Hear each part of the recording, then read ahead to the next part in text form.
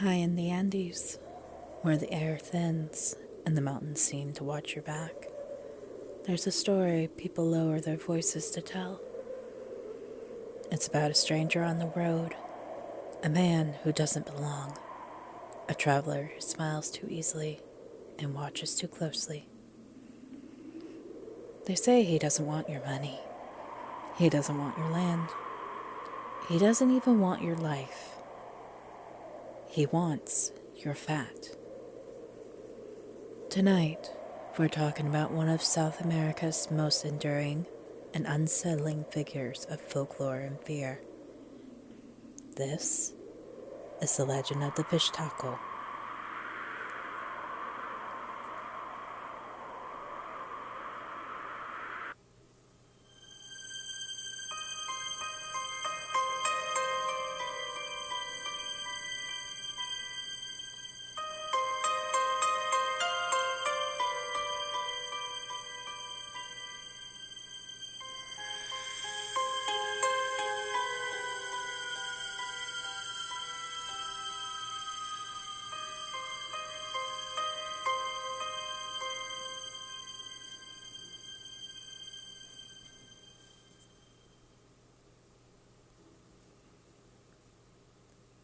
Welcome back, witches and wanderers, to the Morbid Witch Podcast. I'm your host, Kari, and tonight we're stepping into the thin air and long shadows of the Andean highlands. The Pishtaco isn't just a monster story. It isn't just an urban legend. It's a reflection of history, colonization, exploitation, and survival, wrapped in fear, blood, and bone. Tonight, we're going to trace the Pishtaco from its earliest origins to its modern incarnations and uncover why this figure refuses to die.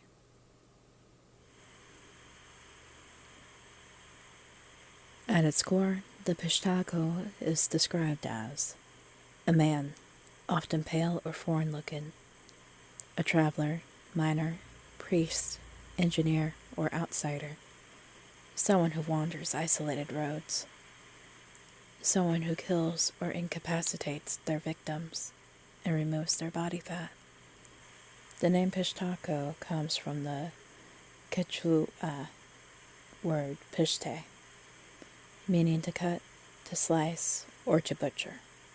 And that detail matters. This is not a beast, not a spirit, not a demon. The Pishtaco is human, which makes the legend far more disturbing.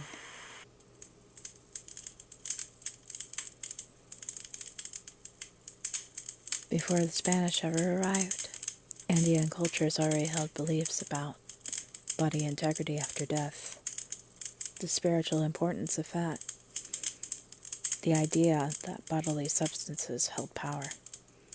Fat wasn't seen as excess. It was strength, warmth, life force. To lose fat was to lose vitality. To be drained was to be diminished, physically and spiritually. Early myths spoke of beings who stole essence rather than flesh.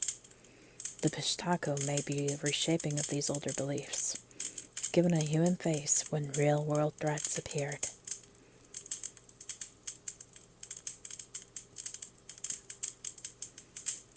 When the Spanish colonized the Andes, everything changed. Foreign men arrived wearing unfamiliar clothing, speaking unfamiliar languages, carrying weapons and tools never seen before, and they took things. Gold, silver, land, labor, lives. Stories spread quickly. They said the Spaniards used indigenous fat to grease weapons, lubricate machinery, treat wounds, power church bells, and fuel industrial processes. These rumors were not irrational. They were symbolic truths. The colonizers were extracting the lifeblood of the land, and the people understood that instinctively. The Pishtaco was born as the embodiment of that terror. In most versions of the legend, the Pishtaco would ambush travelers, drug or incapacitate them, slit their throats or abdomen, drain or remove the fat, and would leave the bodies behind. Sometimes the victim died, sometimes they survived. Weakened, hollowed, never the same. The Pishtaco doesn't rage. He works methodically, professionally, almost like someone doing a job. What's fascinating and deeply revealing is who gets labeled a Pishtaco. Across different eras, Pishtacos have been described as Spanish conquistadors, Catholic priests, foreign engineers, miners, doctors, anthropologists, aid workers, tourists, and government officials. The common thread? Power without familiarity.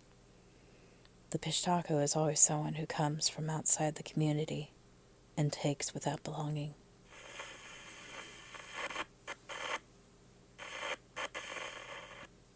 The Pishtaco legend hasn't stayed safely in folklore. In the 20th and 21st centuries, Peru has seen real moral panics tied to the Pishtaco myth. People accused strangers of fat stealing. Foreigners were attacked. Aid workers were driven out of villages. In 2009, Peruvian police even claimed to have arrested a Pishtaco gang, a claim later discredited, but one that shows how alive this legend still is. The fear never left. It only adapted. Why fat? Because fat means warmth in cold mountains, survival during famine, health, fertility, and strength. To steal fat is to steal your future, your resilience, your ability to endure. The Pishtaco doesn't just kill. He extracts your ability to survive. That makes him the perfect symbol for exploitation.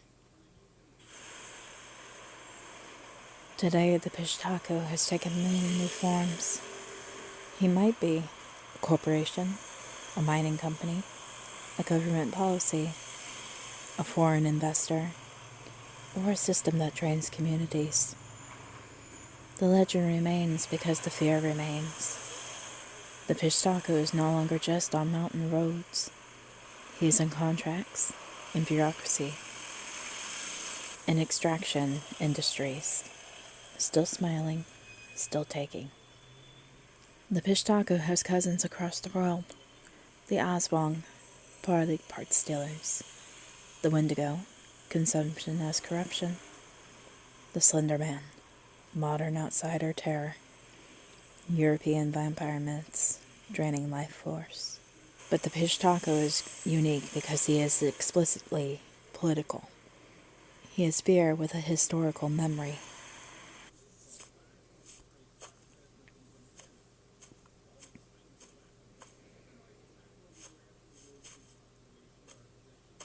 A woman walks home from market. The sun is sinking. A man approaches from the opposite direction. He smiles. He asks for directions. She notices his boots are too clean. His accent doesn't belong. She turns off the road before he can follow. Later, they find a body by the ravine. No fat, no blood. And the woman never walks that road again. The Pishtaco survives because he tells the truth. Not literal truth, but emotional truth. He is the fear of being used. The fear of being consumed by forces you can't fight. The fear that someone sees your body not as sacred, but as a resource. He reminds us that monsters don't always come from the dark. Sometimes they arrive with contracts, smiles, and clean boots. Thank you for listening to the Morbid Witch Podcast. If tonight's episode unsettled you, good. That means the story did its job. Be sure to follow the podcast wherever you listen, and share it with fellow lovers of folklore, fear, and forgotten histories. Until next time, stay strange, stay spooky, and remember, the shadows are always watching.